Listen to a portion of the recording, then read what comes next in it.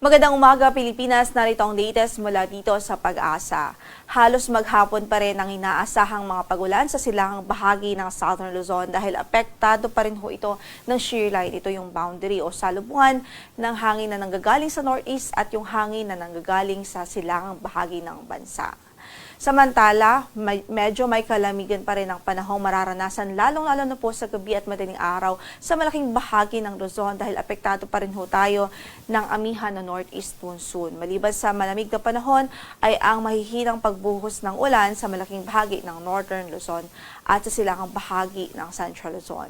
Samantala, yung easterlies nakakaapekto din sa natitirang bahagi ng ating bansa. Kasalukuyan din itong nagdudulot ng mga mataas na tsansa ng mga pag-ulan sa malaking bahagi ng Visayas. At isang trough naman po o extension ng isang LPA ang nakakaapekto dito sa Palawan. Itong LPA na ito na nabanggit natin ay nasa labas naman po ng ating area of responsibility at hindi naman natin inaasahang papasok ng ating PAR. Pero yun nga po yung kanyang trough o extension ay nakakaapekto sa probinsya ng Palawan at nagdudulot po yan ng mga pag-ulan. Kaya ingat pa rin ang ating abiso sa ating mga kababayan doon, lalong-lalo na po sa mga posibilidad ng pagbaha at pagbuho ng lupa. Samantala para sa ating forecast sa pagtayo ng panahon, magiging mataas pa rin yung tsansa ng halos tuloy-tuloy na pag-ulan. Dito po sa Bicol Region, sa Quezon Province, maging dito sa Oriental Mindoro, Marinduque at Romblon, yan ay dahil sa shear line. Samantala mahihinang mga pag-ulan naman ang inaasahan dito po sa Cagayan Valley Region, Cordillera Administrative Region, maging sa Aurora Province dahil naman po yan sa epekto ng northeast monsoon.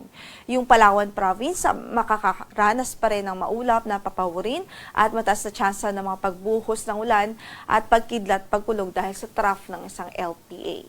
Samantala dito naman sa Metro Manila at natitirang bahagi ng Luzon Province o Luzon Landmass, asahan natin ang bahagyang maulap hanggang sa maulap na papawirin at may mga tsansa lamang ho na isolated o pulo-pulong mahihinang mga pagulan dahil sa amihan. So saan man ang lakad natin sa araw na ito ay huwag hong kalimutang magdala ng payong bilang pananggala sa ulan. Samantala dito sa Metro Manila, 22 to 29 degrees Celsius ang inaasahang magiging agwat ng ating temperatura for today. Malamig din sa Baguio, 14 to 20 degrees Celsius, 20 to 29 degrees Celsius naman sa Tagaytay, habang sa Lawag ay 20 to 29 degrees Celsius din. Sa Tuguegarao ay 20 to 27 degrees Celsius naman ang inaasahang magiging agwat ng temperatura.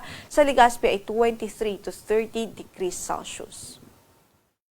Samantala sa Northern Samar, asahan din natin ang mataas na tsansa ng mga pag-ulan sa araw na ito dahil sa shear line. Habang sa natitirang bahagi pa ng Visayas, magiging maulap din ang papawirin at may mga pag-ulan din dahil sa easterlies.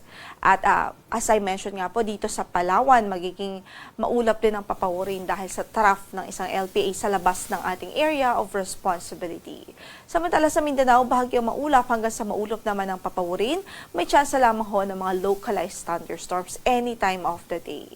So sa Tacloban, 24 to 30 degrees Celsius ang inaasahang magiging agwat ng temperatura. Sa Cebu po ay 25 to 30 degrees Celsius, 26 to 30 degrees Celsius sa Iloilo. Sa Puerto Princesa ay 25 to 30 degrees Celsius at 26 to 30 degrees Celsius naman ho sa Calayan Islands. Sa Cagayan de Oro ay 25 to 30 degrees Celsius, 24 to 32 sa Davao at 24 to 34 degrees Celsius po sa Zamboanga City.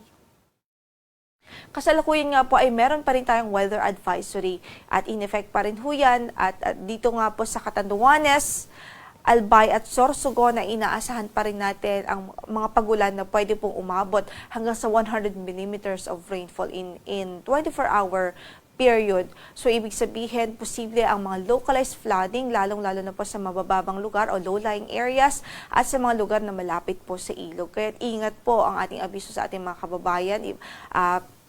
We are advising the general public to take precautionary measures, lalong-lalo na po sa mga lugar kung saan ilang araw na pong nakakaranas ng halos tuloy-tuloy na mga pagulan dahil sa shear line.